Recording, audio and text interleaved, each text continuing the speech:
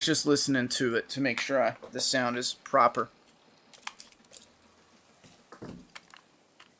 Alright, so to kick this off, welcome to Make a Path Presents. I'm Ronnie Hayes, and today we're going to talk about The Last of Us Season 1, Episode 6.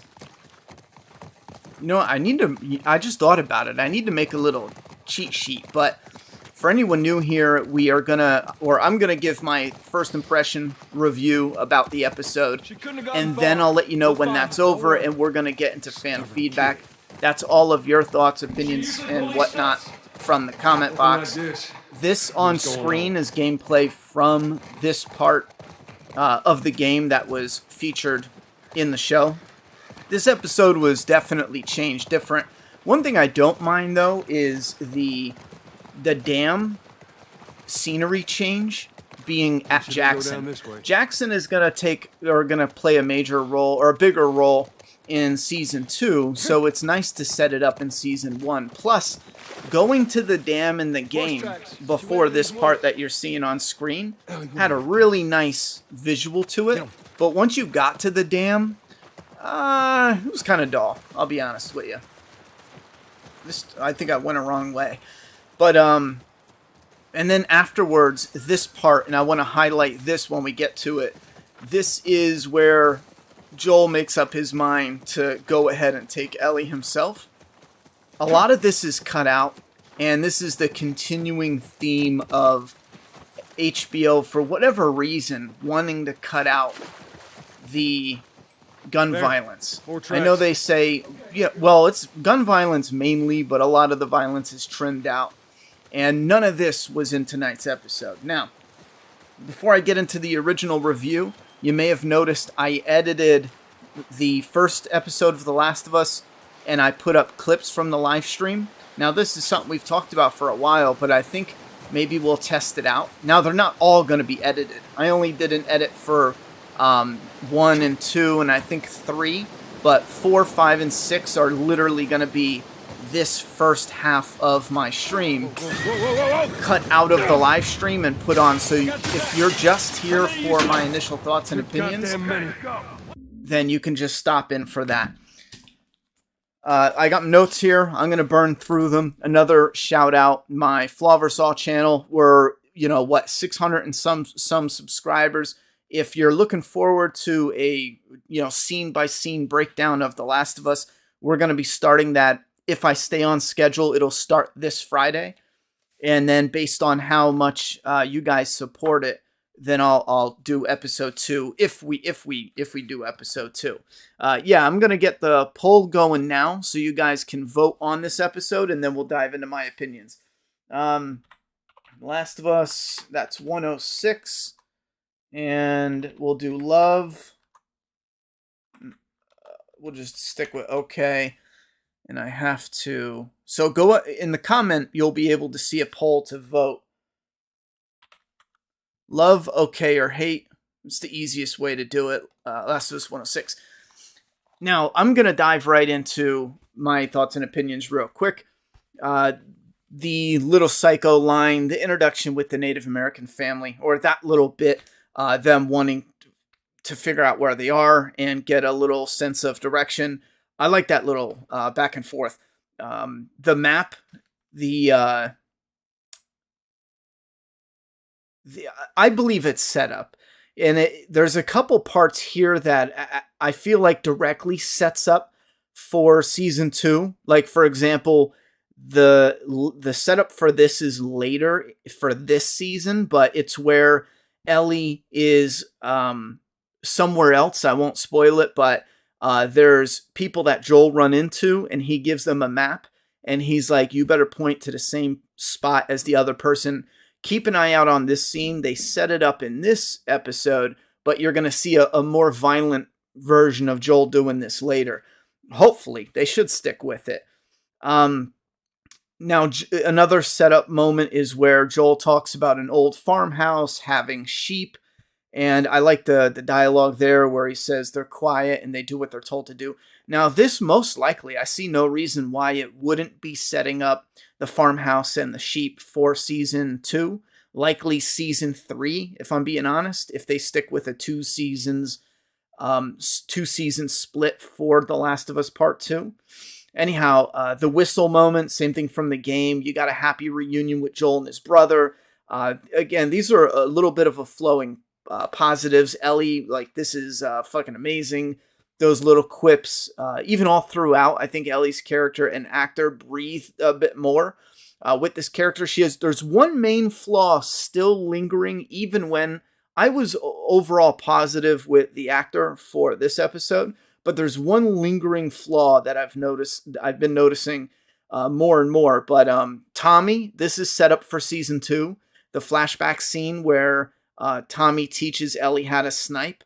And again, this is if they stick with it.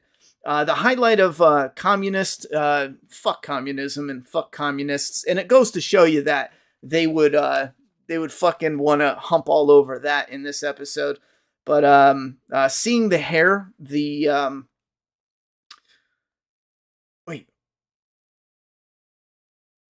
Joel seeing the hair, that was a bit rough.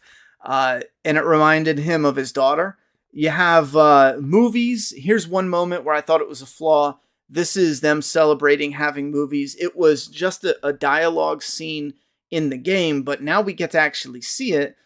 And I thought it was a great scene, but I was a little bit baffled how Ellie just kind of has a blah face. And I get where they're going because, she wants to go find Joel and yada, yada, yada. And she, feels out of place or whatever they're going for. But where's the awe and the wonder with Ellie? And this is what had a lot of us that played the game, had a lot of us, really kind of, it drew us to that character, that awe and wonder of so many new things to her, both bad and good, but especially the good, having that just like excited awe, like childlike. It's because you see how rough this world made her at that age, but then you see that bit of childish, creep to the surface in these moments. But constantly, the show is just totally ignoring these moments. And I feel like it's a fail, man. You could have had that, childlike kind of awe and wonder about, like, this is the first time she's, I'm assuming, seeing a movie. Most likely not. Maybe they watched movies back in Fedra, but I thought it would be better if she had a little bit more of excitement. She looked around because she wanted to share that excitement with Joel. Didn't see Joel and then left to find Joel. You see what I'm saying? In this one, that way feels more compelling. This version, it's just Ellie doing the blah face, which she does far too often in the show. They turn Joel into a crying bitch. Maybe he can be a, crying communist bitch, I guess. But yeah, that scene was a big old fat. They skipped a lot of connections though overall. Even though I like this episode. But having Joel go from stay away from me to, I care for you, it felt like there's deleted scenes that they accidentally deleted. They're making progress towards the connection, but I feel like there's a few punches where it's just totally stripped. And it would have served the show a lot better emotionally had those scenes not have been deleted. Now, they weren't deleted scenes. It just, I feel like the pacing is fucked all to hell. It was a good scene, though. And this is the scene where Ellie is telling Joel's like, you don't know what loss is. And Ellie's like, what are you talking about? Like, everybody who I've cared for has left me. Father, gone. Mother, gone. Like, Marlene, gone. You name it, gone. Riley, gone. Like, these are all people that are no longer in our lives. She's been dealing with nothing but loss when it comes to other people in her life. And that's a powerful moment. I thought the actor did a fine job. Maybe I'll rewatch it and find a little more of a harsher performance or be more critical of it. But in first viewing, I think she did great with it. I think it was one of her better moments. And that moment also was powerful in the game, and it worked. I mean, we might love it more in the game, but I think it definitely works for the show. One moment I think they totally botched, and I feel like this could be, for fans, this might have been awesome, where Joel was thinking about it, and they showed this flashback of Sarah, his daughter, and I thought it would have been such a beautiful touch if they show a flashback, but her face is a bit blurry. And Joel can't, not just her face, but the image we see is a bit blurry. we can make it out, but her face is just not as clear. And, it's been 20 years, and when Joel thinks about his daughter, he almost can't recognize her. And the reason I mention that is because, if they stick with the game, he's going to get a picture of his daughter. And I think that would be so much more rewarding had they have that and incorporated that into it. But it really doesn't matter. That's small things. The choice, Joel just suddenly, it felt a bit sudden, but there was only a tiny build-up in the game. But having Joel be like, you should have a choice, Ellie. And she immediately is like, let's go. I thought that was great. Now, they're talking about like being a contractor. I thought that was also great as well. And we see someone choked out, and you motherfucker. And similar to the game, as long as we got one choke out scene, that's great. And then you got Joel turns around and he is stabbed. And I'm fine with this. I think I've talked about it before. Having Joel be gutted and speared with a rebarb is probably too unrealistic for this show, the way it's grounded. And I agree with that. So I'm fine with him being stabbed, and I like the ending of this episode. There's two things, though. I wish they really went for it and made it seem like Joel is definitely dead. I really wish they went for it and hyped up this ending. Because I'm watching it and I'm like, there's no way he's dead. Like there's no way. And let me get this fucker. The next thing is the cutting out the violence. This sucks. Like this blows. We get the campus, which is an awesome. As soon as they showed up at the campus, I thought, bro, we're gonna get some clickers. Like we're gonna get something. Like, this is fucking awesome. Here we go. We had a bit of a slower episode, but we're about to get... Nope, it's over. You mean to tell me you burned through the campus immediately?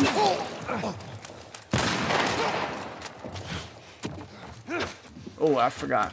Oh, man, I did it again. We're done with the campus already? Like, what are you smoking?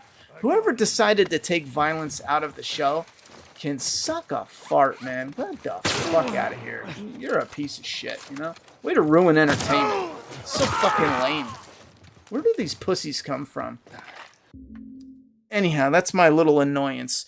And, I wondered, how can they jam, 15 hours of probably what we should have gotten in 9 hours, let's say. How do you jam it into 9 hours? Probably 11 hours. Or 10 hours. I forget how long it is, but I now know most of the violence, most of the action, they just gut it. They talked about gutting a deer. Well, they gutted the fuck out of it. Oh, and the game is better. Okay, that was my final note.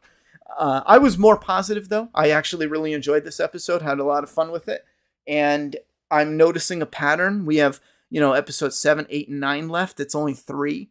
And this is my all-time favorite video game. And I was super excited to see what we would get for a TV show. And it's underwhelming.